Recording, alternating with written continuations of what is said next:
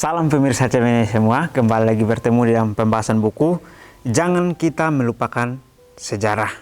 Baik, buku ini menceritakan kepada kita bagaimana kita tidak perlu takut akan masa depan kecuali kita melupakan jalan yang Tuhan telah tentukan dan ajaran dalam sejarah masa lalu kita. Jadi bagaimana kita belajar, sejarahlah yang membuat kehidupan kita untuk bisa berubah, untuk bisa lebih kenal akan Tuhan, untuk kita tahu bagaimana tuntunan Tuhan dalam kehidupan kita di masa lalu yang membawa kita ke masa sekarang ini. Jadi kita belajar sejarah kita tidak boleh lupakan karena itu adalah pengalaman paling terbaik di dalam kehidupan kita sehari-hari. Bacaan kita kali ini judulnya adalah Penerbit Napoleon. Ayat intinya terambil dalam Wahyu 14 ayat 6 dan 7. Dan aku melihat seorang malaikat dan ia berseru dengan suara nyaring, takutlah akan Tuhan dan muliakanlah Dia karena telah tiba saat penghakimannya. Seorang yang membuat ajaran Miller mengenai kedatangan Tuhan menyebar kemana-mana bukanlah Miller tetapi Joshua V. Himes, seorang pendeta muda jemaat Christian Connection yang telah mempelajari keterampilan seorang pewarta dan bekerja sama dengan William Lloyd Garrison, seorang penyemangat dan gerakan pembebasan budak. Saat pertama kali bertemu Miller pada November 1839, Himes merasa yakin dengan pekabaran itu.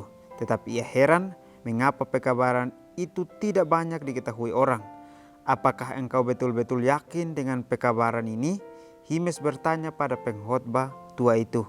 Tentu saja saya yakin. Kalau tidak, saya tidak akan mengkhotbahkannya. Tetapi apa yang Anda lakukan untuk menyebarkannya ke seluruh dunia? Semampu saya, jawab Miller. Ya, semuanya masih seperti dirahasiakan. Setelah semuanya yang telah Anda lakukan, hanya sedikit yang tahu tentang hal itu. Jika Kristus akan datang dalam beberapa tahun lagi seperti yang Anda yakini, maka tidak ada waktu yang boleh terbuang untuk memperingatkan gereja dan dunia dengan seruan menggelegar untuk membangun mereka agar bersiap. Baik, pelajaran ini menceritakan bagaimana tokoh-tokoh utama di dalam menjalankan atau memberitakan Injil ini. Kita lihat di sini dalam ayat intinya dikatakan bahwa dan aku melihat seorang malaikat, ia berseru dengan suara nyaring, takutlah akan Tuhan dan muliakanlah Dia karena telah tiba waktunya. Kalau kita menyamakan ayat ini dengan contoh di dalam bacaan kita ini, saling bertarik belakang dikatakan di sini atau saling memiliki tujuan yang sama. Kalau kita menarik ayat inti dan juga cerita ini, sama ceritanya karena sama-sama menceritakan bagaimana kedatangan Tuhan yang sudah semakin dekat dan penghakiman sedang berjalan. Dikatakan di sini bahwa seorang Miller ingin untuk menyebarkan atau memberitahukan tentang kedatangan Tuhan, dan juga pada saat dia memiliki ide ini, dia mengkhotbahkannya.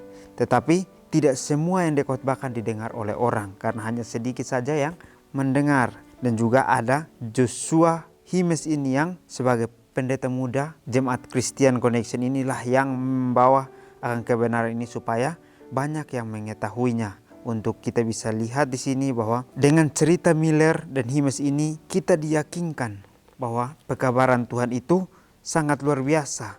Karena Miller memiliki ide dan menyampaikan idenya itu tetapi tidak bisa terdengar kepada semua orang. Tetapi adanya Joshua yang datang untuk bisa bekerja sama untuk mewartakan akan pekabaran ini untuk orang-orang boleh memiliki semangat untuk mereka bisa memiliki gerakan pembebasan dari kebudakan akan dosa kita masing-masing. Kalau kita lihat contoh di sini bahwa pada saat Himes bertemu dengan Miller ini, dia bertanya, apakah Miller mengkhotbahkan khotbah ini, apakah ini akan menjadi sebuah keyakinan pekabaran yang baru? Sehingga pada saat dia menanyakan itu, dia juga bertanya, tentu saja pekabaran ini adalah hal yang baru, apakah kita yakin dengan pekabaran ini? Tetapi apa yang dijawab oleh Miller?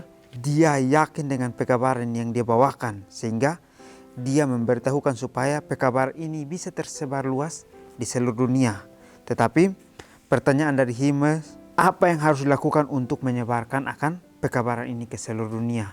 Dan jawab Miller adalah semampu kita. Artinya adalah kita sebagai orang yang ingin untuk menjalankan pekabaran firman Tuhan.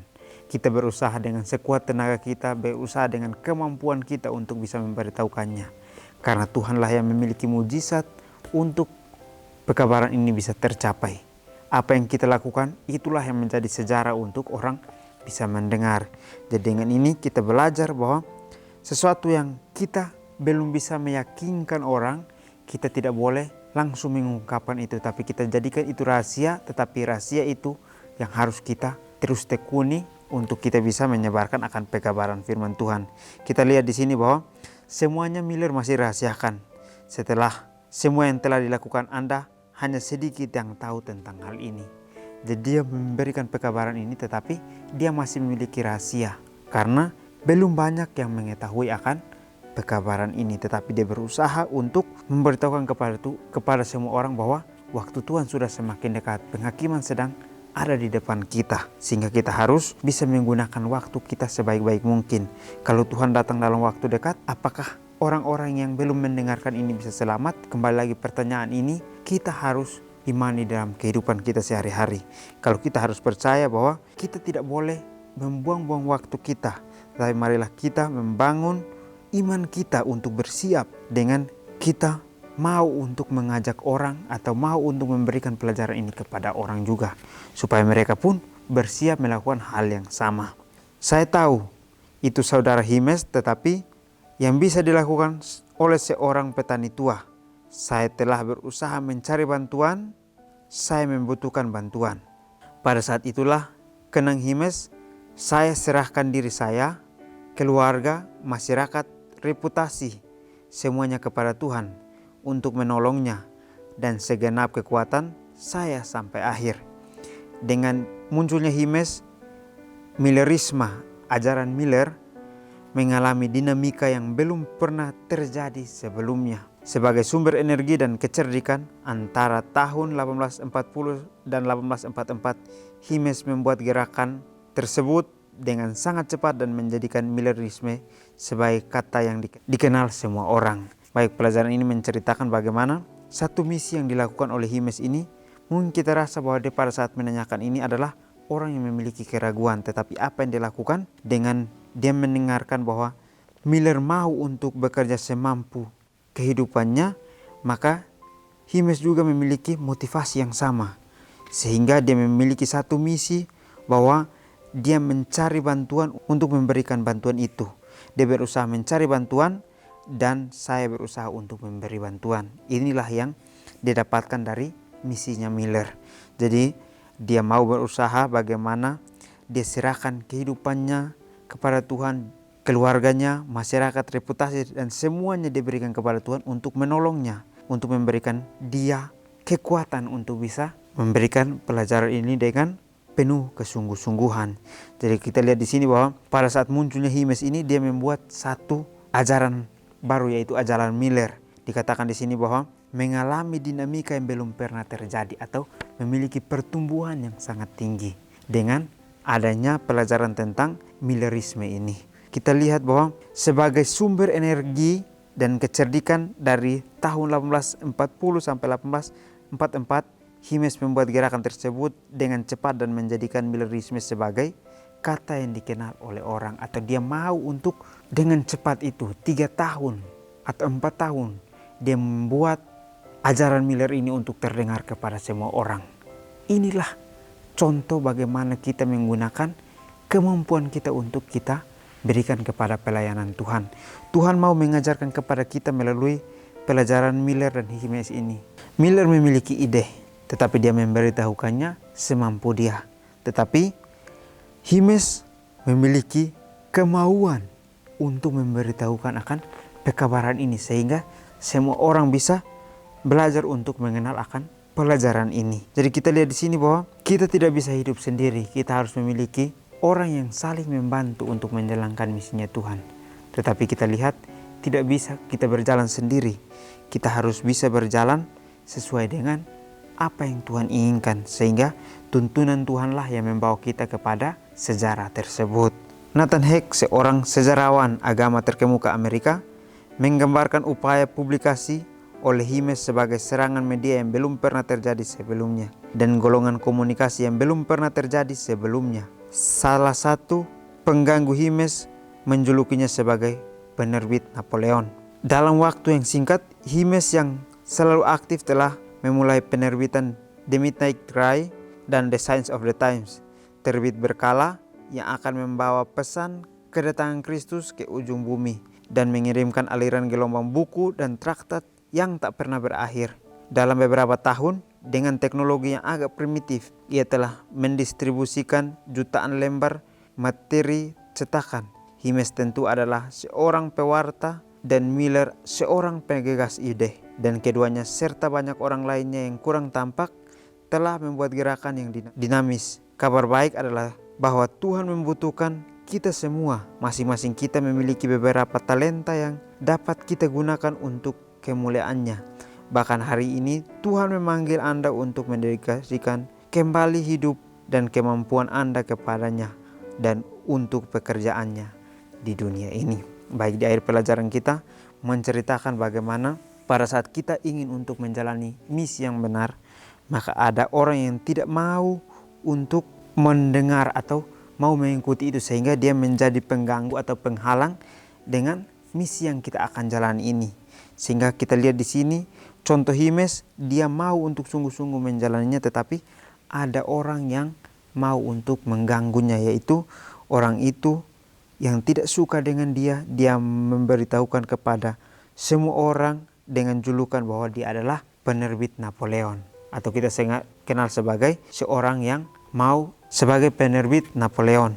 Dalam waktu yang singkat, Himes ini memberitahukan misinya kepada seluruh dunia, sehingga semuanya bisa mendengar, semuanya bisa mengerti apa artinya dari pelajaran yang disampaikan oleh Miller ini. Sehingga kita lihat di sini bahwa Miller dan Himes memiliki tujuan yang sama, yaitu mau untuk memperkenalkan pekabaran ini kepada kita semua, supaya kita bersiap, supaya kita bisa menjadi orang yang takut akan Tuhan, orang yang mau untuk mengikuti akan kebenaran. Karena malaikat itu sudah datang, malaikat itu berseru dengan suara yang nyaring. Maukah kita untuk mendengarnya? Kembali lagi diri kita yang dapat menentukan apakah kita mau mengikuti Tuhan atau mengikuti kemauan diri kita sendiri.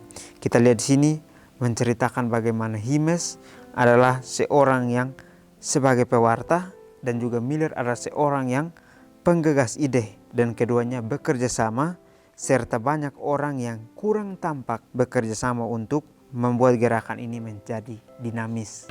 Sehingga kita lihat cerita ini terus kita dengar. Cerita ini selalu menjadi sejarah dalam kehidupan kita pada saat kita belajar akan pelajaran firman Tuhan, di mana Tuhan mengajak kita supaya kabar baiknya adalah Tuhan membutuhkan kita semua untuk kita bisa menggunakan talenta kita, untuk kita bisa melayani Dia, karena Tuhan panggil kita untuk kita dedikasikan hidup kita dan kemampuan kita untuk pekerjaan yang ada di dunia ini, supaya semua orang dapat mengerti bahwa mujizat Tuhan sangat luar biasa, mujizat Tuhan sangat besar untuk kehidupan kita.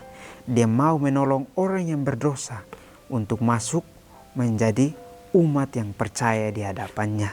Kita diajak kembali untuk belajar bagaimana kita mau sungguh-sungguh memuliakan akan Tuhan, karena saatnya sudah penghakiman dan kita sedang dihakimi. Apakah kita selamat atau tidak? Kembali lagi, itu datang dari diri kita melalui masa lalu, masa sekarang, dan masa kita berubah atau tidak. Jadi inilah pelajaran yang dapat saya bahas. Kiranya kita bertemu lagi di pertemuan selanjutnya. Kiranya Tuhan Yesus memberkati kita semua.